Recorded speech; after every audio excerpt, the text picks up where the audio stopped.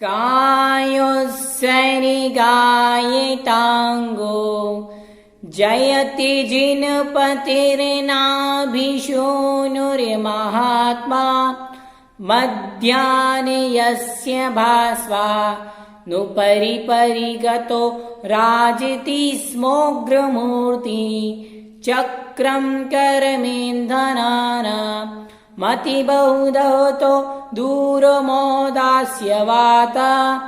स्फुरजस्सध्यान्नव अन्येरिव रुचिरतरा प्रोद्गतो विस्फुलिंगा। बोलो आचार्य भगवंत पद्मनंदी महाराज की जय। मान्यवर आचार्य भगवंत पद्मनंदी महाराज द्वारा विरचित श्री पद्मनंदी पंचविंशतिका ग्रंथ का स्वाध्याय चल रहा है, जिसमें हमने प्रथम प्रकरण धर्मोपदेश पूरा कर लिया है, उसके प्रश्नोत्तर समझ लिए हैं। अब दूसरा प्रकरण हमने दानोपदेश प्रारंभ किया है, इसमें 10 श्लोक हो चुके हैं और इस श्लोक को हम प्रश्नोत्तरात्मक शैली में समझाते हैं पहले, और उसका श्लोक का उच्चारण शब्दार्थ मतलब पूरा उसका अर्थ शब्दार्थ को मूल रूप से नहीं समझते, फिर भी उसका भावार्थ रूप में हम समझते हैं और प्रश्नोत्तरों को भी हम जानते जा रहे हैं, ताकि अलग से हमें प्रश्नोत्तर ना समझना पड़े। इसलिए आप स्वाध्याय करते समय अपनी पुस्तक को खोल करके बैठें, अपनी कॉपी में टिक करते जाएं और उन प्रश्नों को नोट कर लें अपनी नोटबुक में। ये प्रश्नोत्तर आपकी परीक्षा के लिए उपयोगी होते हैं। आइए अभी तक हमने क्या क्या स्वाध्याय किया एक लाइन में समझते हैं। अभी तक हमने व्रत तीर्थ के प्रवर्तक, दान तीर्थ के प्रवर्तक को समझा, पात्र और दान के महत्व को हमने समझा कि पात्र कितनी प्रकार के होते हैं, पात्र किसे कहते हैं, कुपात्र क्या है, अपात्र क्या है। आज हम श्लोक क्रमांक 11 से स्वाध्याय प्रारंभ करेंगे और इसमें जो मुख्य मुख्य प्रश्न मिलेंगे उनको भी हम समझने का प्रयास करेंगे। आइए तो श्लोक क्रमांक 11 का पहले उच्चारण करते हैं, ठीक है। साक्षान् मनोवचु वचन काय विशुद्धि शोद्धा पात्राय यक्षति जनो ननुभुक्ति मात्रम् यस्तस्य संसृति समुत्तरणैको बीजे पुण्ये हरिर्भवति शोऽपि कृता भिलाषा। अर्थ समझते हैं।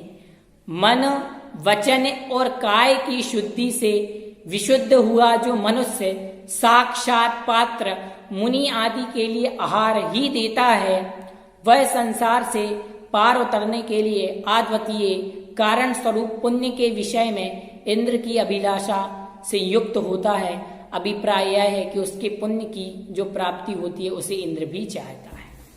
अर्थात इंद्र किस पुण्य को प्राप्त करना चाहता है? प्रश्न बन सकता है कि इंद्र किस पुण्य को प्राप्त करना चाहता है? उत्तर, ऐसा पुण्य जो मन वचन काय की शुद्धि से उत्तम मुनि महाराज को आहार आदि दान दिया जाता है, वह संसार से पार उतारने के लिए अद्वितीय नौका के समान है। उससे पुण्य बंद होता है और ऐसे पुण्य को, ऐसे सौभाग्य को इंद्र भी प्राप्त करना चाहता है। प्रश्न कॉपी में नोट डाउन आप लोग कर लीजिएगा, एक बार और समझते हैं। यहाँ पर कहा गया है कि इंद्र कैसे पुण्य को चाहता है, तो इंद्र जो मनुष्य उत्तम पुरुष मुनि आदि के लिए आहार दान देता है, वो आहार दान संसार से पार उतरने के लिए उत्कृष्ट नौका के समान है, पहले ही कह चुके हैं। तो उसी पुण्य को सौधर्मेंद्र चाहता है। आइए आगे पढ़ते हैं श्लोक क्रमांक 12, ठीक। मोक्षस्य कारणेमभीष्टुतमात्र लोके तद्धार्यते मुनिभिरङ्कबलादनतात् तद्दीयते च ग्रहीणा गुरुभक्तिभाजा तस्माद्रतो ग्रही जनेन विमुक्तिमार्गः। क्या कह रहे हैं यहाँ पर आचार्य भगवंत कि लोक में मोक्ष के कारणभूत जिस रत्नत्रय की स्तुति की जाती है, प्रश्न पहले एक सही विकल्प या सत्य शब्द में आएगा कि मोक्ष के कारणभूत किसकी स्तुति की जाती है? मोक्ष के हेतु के लिए, मोक्ष के लिए किसकी स्तुति की जाती है? मोक्ष के कारणभूत रत्नत्रय की स्तुति की जाती है।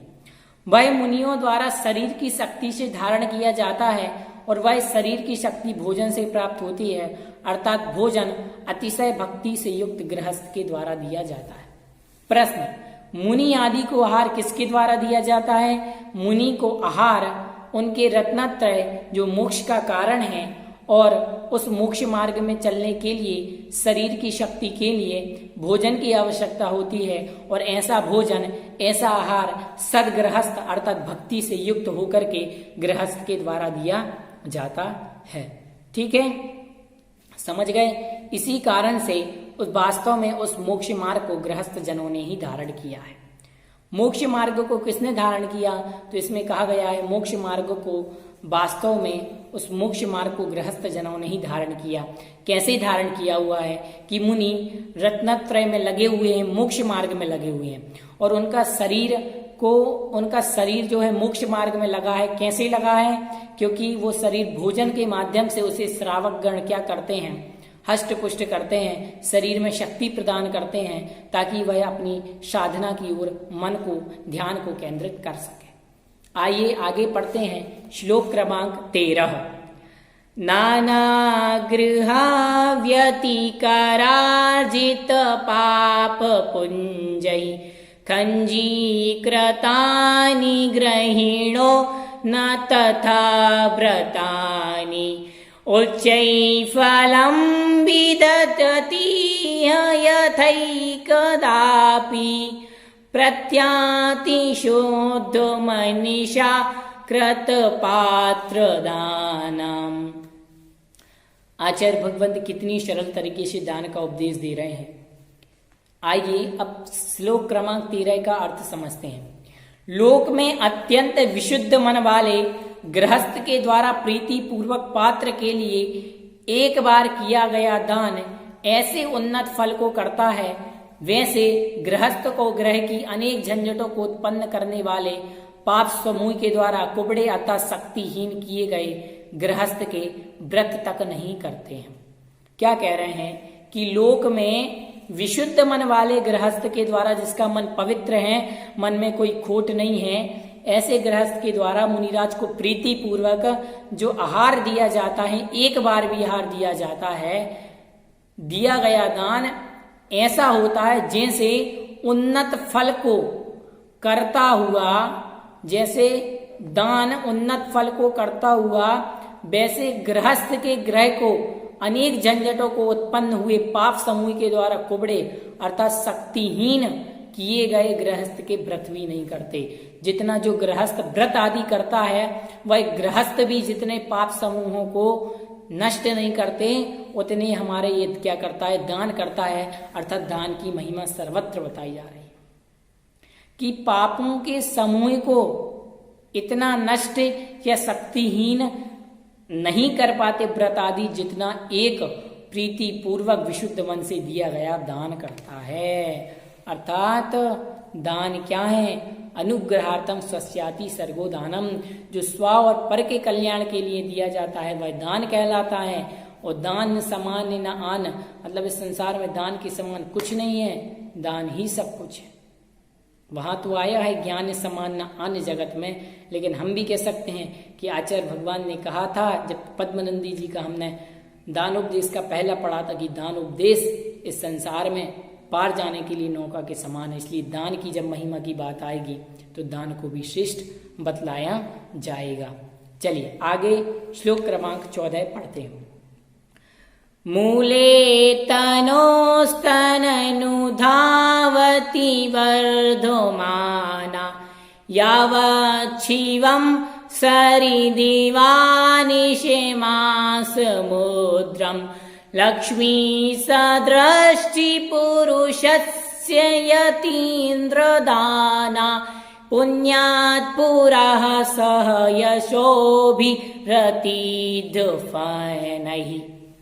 सम्यक दृष्टि पुरुष की लक्ष्मी में अल्प होकर के भी तत्पश्चात मुनिराज को दिए गए दान उत्पन्न हुए पुण्य के प्रभाव से कीर्ति के साथ निरंतर उत्तरोत्तर वृद्धि होती है, अर्थात मोक्ष पर्यंत होती है।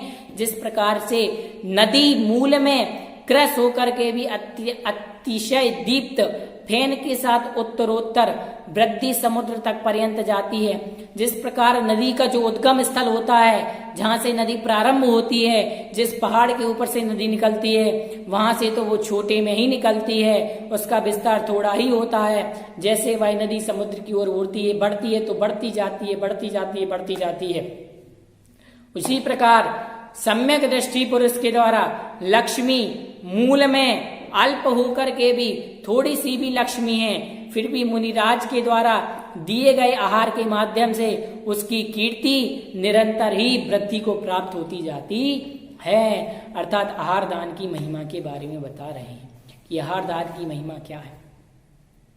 आहार दान से संपत्ति उत्तरोत्तर कैसे बढ़ती जाती है, प्रश्न बन सकता है। आहार दान से संपत्ति उसी प्रकार बढ़ती जाती है जिस प्रकार से नदी मूल में तो विस्तार उसका छोटा होता है, किंतु जब वो समुद्र की ओर बढ़ती है तो उसका विस्तार बड़ा हो जाता है। उसी प्रकार सम्यक दृष्टि पुरुष की लक्ष्मी मूल में अल्प होकर के भी मुनिराज को दिए गए आहार से उत्पन्न हुए पुण्य के प्रभाव से कीर्ति के साथ निरंतर वृद्धि को प्राप्त होती जाती है। श्लोक क्रमांक 15। प्रायः कुतो ग्रहगते परमात्म बोधा शुद्धात्मनो भुवि यतः पुरुषार्थ सिद्धि दानात् पुनर्ननु चतुर्विदिता करस्था शालीयैव कृतपात्र जनानुषंगात्। उत्तर देते हुए यहाँ पर समझा रहे हैं, श्लोक का अर्थ बताते हुए, जगत में जगत में संसार में जिस उत्कृष्ट आत्म स्वरूप के ज्ञान से शुद्ध आत्मा के पुरुषार्थ की सिद्धि होती है, वह आत्मज्ञान ग्रह में स्थित मनुष्य प्रायः कहाँ से हो सकता है, अर्थात नहीं हो सकता। वह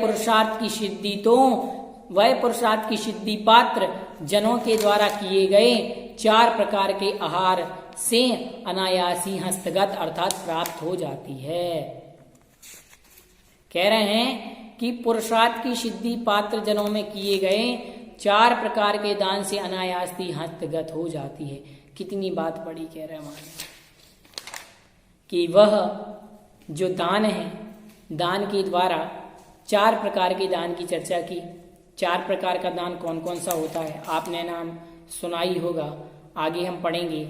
आहार दान, औषधि दान, अभय दान, ज्ञान दान अथवा शास्त्र दान के बारे में। तो यहाँ पर कह रहे हैं कि प्रश्न बन सकता है कि 4 मतलब पुरुषार्थ की सिद्धि लोगों में किस प्रकार से हो जाती है, पुरुषार्थ की सिद्धि कैसे होती है। तो पुरुषार्थ की सिद्धि लोक जनों के द्वारा दिए गए 4 प्रकार के दान से हो जाती है।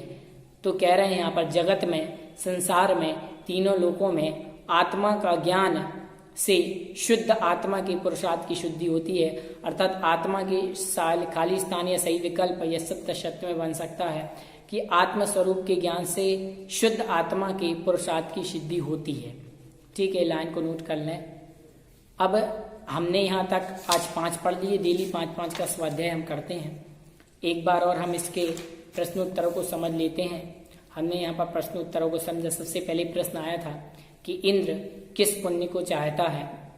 हमने समझा मन वचन काय की शुद्धि से जो मनुष्य के द्वारा उत्तम पुरुष मुनिराज इत्यादि के लिए जो आहार दान आदि दिया जाता है, वह आहार दान संसार से पार में नौका के समान है, अर्थात उसे इंद्र भी चाहता है।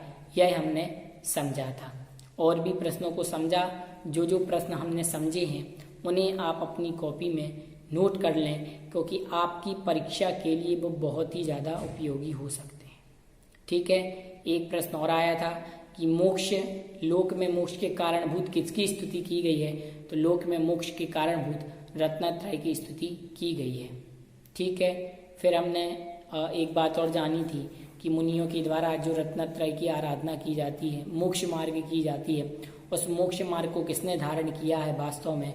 तो आया था उस मोक्ष मार्ग को वास्तव में गृहस्थ जनों ने ही धारण किया है। क्यों? क्योंकि रत्नत्रय अर्थात मोक्ष मार्ग को धारण करने वाले, मोक्ष मार्ग पर चलने वाले मुनिराज हैं, और मुनिराज को चलने में गृहस्थ का जो आहार आदि होता है वह सहायक होता है। इस अपेक्षा से वहां पर कहा गया था। जो भी प्रश्न बताए इनको आप नोट करते जाएं, ये परीक्षा के लिए आपको बहुत ही काम में आ सकते हैं।